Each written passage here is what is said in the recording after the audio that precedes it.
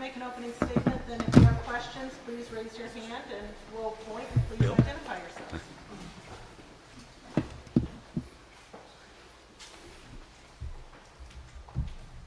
Got some great phones here.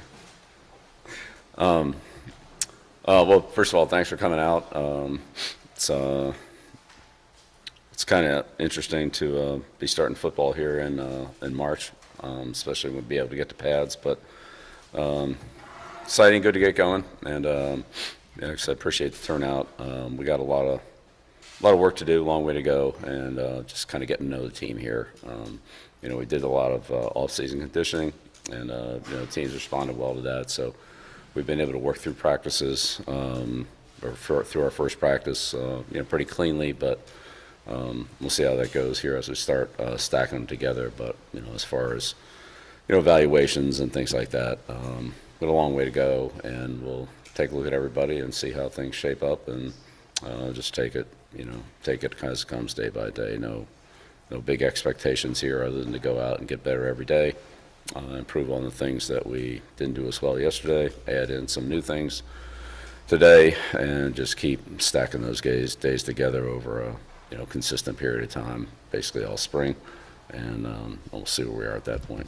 So good to get out on the field, good to get going, and I think the players are excited to actually.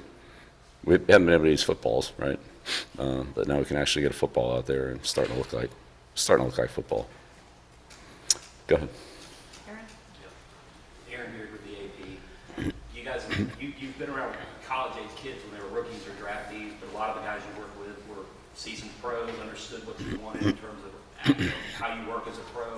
With what you and Michael have described about how you want to run this team and this program, kind of what have those messages been like in conversations with the team individually about what you're trying to build here, and what has been the response? Thanks for the question. The response has been great. It's similar to like what a rookie mini camp would be, and time with the rookies. Granted, those kids are a little bit older, but they're coming from all different programs and different situations, and so it's starting to put everything together. Here's how we do things. Here's what our expectations are. This is what you need to do to be successful, and they've embraced that. They've tried to do it. Again, we have a long way to go. We haven't accomplished anything, but we're a lot further along than we were five weeks ago, and the players are ready to practice and ready to learn and embrace a new program. So, getting there. Hey Bill, Pat Forty from Sports Illustrated. I'm wondering, schematically, spent a year kind of looking at the college game, how much can be transferred from what you did done in the NFL to here, and how much has to be different? There's a lot of carryover for sure. Certainly the fundamentals are fundamentals. Man coverage is man coverage, and double team blocks are double team blocks, and things like that. So there's a lot there. But the hash marks are a big change, and just say the overall skill level. In the NFL, there's some pretty elite players, and especially the passing game. So we'll see what that looks like, both offensively and defending it. But fundamentally, it's pretty close. There'll definitely be some changes, but you know what? We'll see what those are once I get a better feel for what our personnel is, what they can do. We want to play to the strengths of our players, and that's what we'll do. So it probably takes a little while to figure that out, but nevertheless, we'll run a pro system on both sides of the ball and in the kicking game. So that's what the foundation of it is, and all the training films that we've shown them on how to do things, how to do certain techniques, how to run certain things are really from NFL players, the guys who are great at it, the guys who did it better than anybody.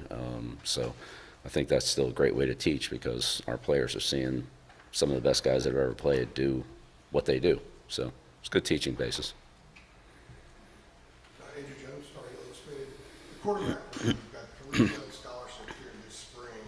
One of them is Max Johnson, who had a terrible injury last year. We were told there was a chance maybe he might not be able to play football again. Where is he in his recovery process? How much can he go this spring? And I know you have a 4th one coming in. Are you settled in the quarterback room, or you think maybe you might have to go out and find someone in the spring? Yeah, well, right now we're focused on players that are here, and then whatever happens with the players coming in or portal players, we'll deal with all that later. Max has worked hard. Max is making a lot of progress. He's still limited, but he's definitely getting better, and we'll just take it day by day. But nobody's put in more work than he has, and we'll see where that takes him. But he's definitely making progress. So again, just the day by day process. If he has a good day, then he can do a little bit more the next day, and if he has a good day, he can do a little bit more the day after that. And if there's a little, I'm gonna say it doesn't move along quite as quickly, then we'll slow it down until we can progress. But Is there a specific goal or date maybe in mind? no, that's what I'm saying. Honestly, all injuries are kind of the same like that. If a player can progress, we'll progress him. If he, kind of hits a little bit of a stalemate, then we'll, work through that, and then when he's ready to go again, then we'll go again and move to higher ground. But it doesn't matter really whether it's a hamstring, a shoulder, a leg, whatever. It's kind of the same process. If they can move along, we move them. Some move faster than others, depending on what the injury is. And sometimes we hit a little pause, and then we have to wait until we can, move ahead. So it's day by day. Spectrum News 1. I know there's only been one practice, but is there, other than the age or maybe the size, something noticeably different between players out on the field for you and on your team now and guys that you've seen in the NFL? And building on top of that, do you have to treat these people differently than how you did in the NFL in terms of getting them, motivating them, coaching them, treating them in general?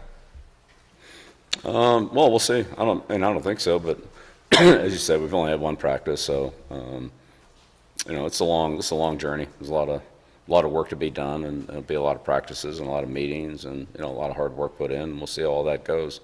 But players have responded well. They seem generally excited and enthused to be playing football, which anybody would be after you put in a lot of several weeks of training. It's time to get out there and finally play. But yeah, well, we'll see how that goes. I say the biggest difference is just the opportunity to put on pads in the spring. As I said, when I was in Washington last year, the amount of progress and improvement that those players made in the spring was, I thought, remarkable. We just couldn't do that in the National Football League because we never got the pads, especially for the big guys. Route running and things like that, the skill players can do skill stuff, but for the offensive, defensive linemen, pass rushers, pass protectors, some of the contact positions, which is very limited in the NFL in the spring. I mean, it's almost, there isn't any. You can work on those things. You can work on the running game. It's really hard to work on the running game in the National Football League when you're in shorts. So I think those players that we had last year, that I worked with last year at Washington, made a lot of progress, and hopefully we can do the same thing here.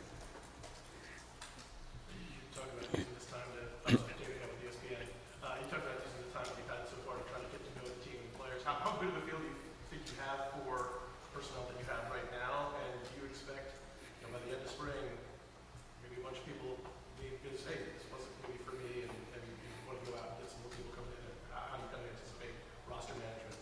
Yeah, I really don't have any expectations. We'll see. I don't know. We'll go out there and do what we do and see what happens, see how it goes. So I think what you're saying could or could not happen. I really, that'll be up to each individual and just, how things go. But, I know we have a good plan. I know we can, do the right things to help the players improve, help the team improve, to put a good product on the field. Everybody that can help us and buys into it and wants to be part of it will be part of it that's here. And if they don't, then that's their decision. Bill, our chance to either CHL Radio, you're new to us, you're not new to the world, but you're new to us. Can you explain how you get the staff ready for practice in terms of meetings, and then what do you actually do during the practice?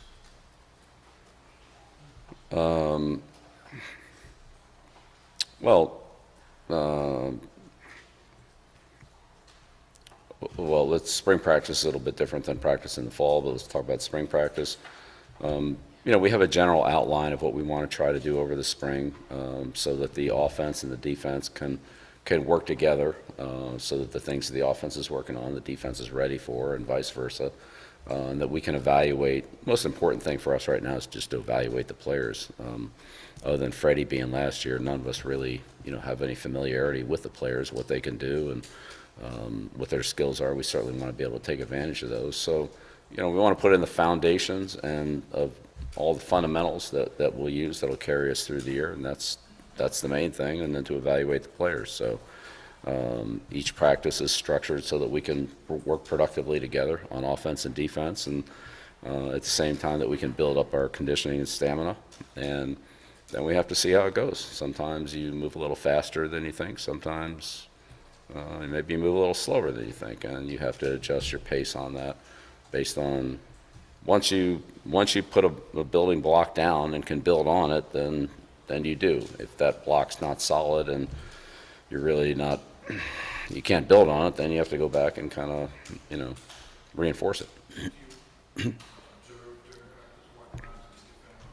Yeah, that's a great thing about being a head coach. I can coach anybody I want.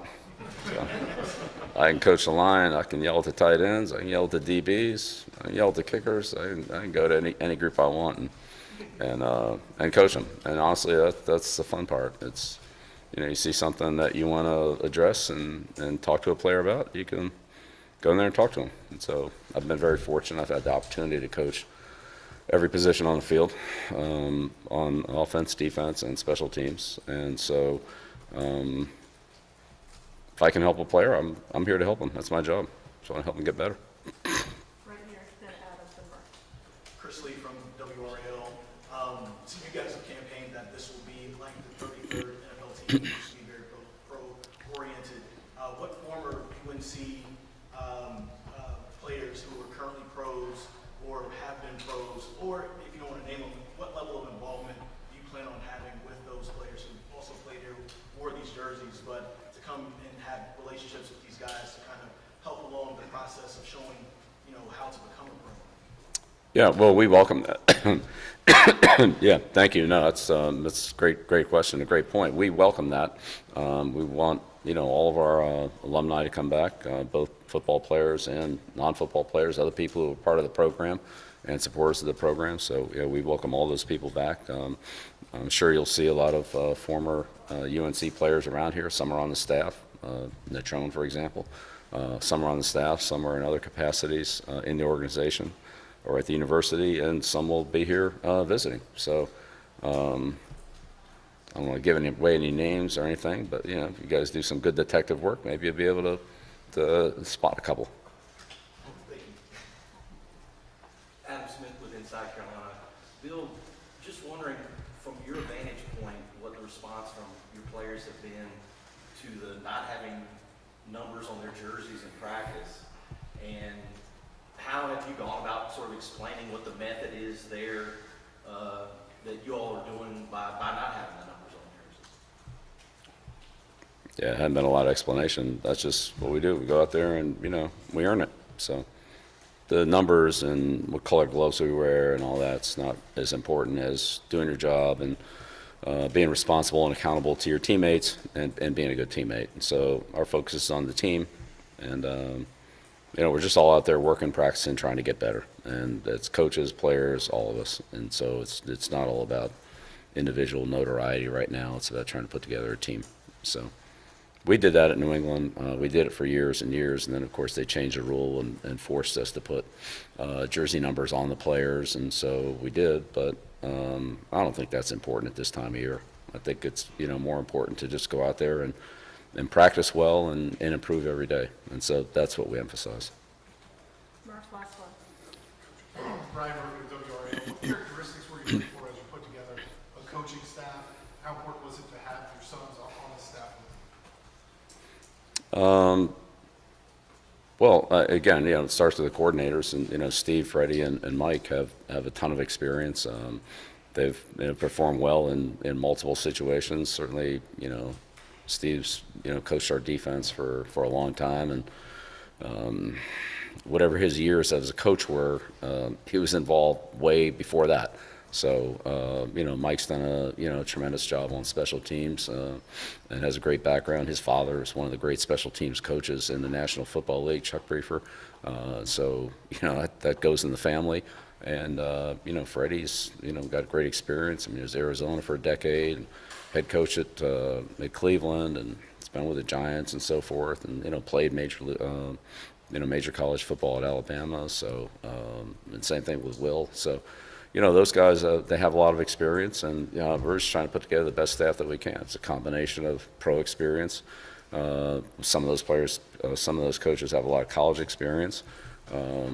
Billy was at IMG last year, which is one of the top high school programs in the country. So, he's been a good addition. But, Garrick from Louisville and Mondo, came in from Washington, has kind of West Coast background. It's a little bit of a mix.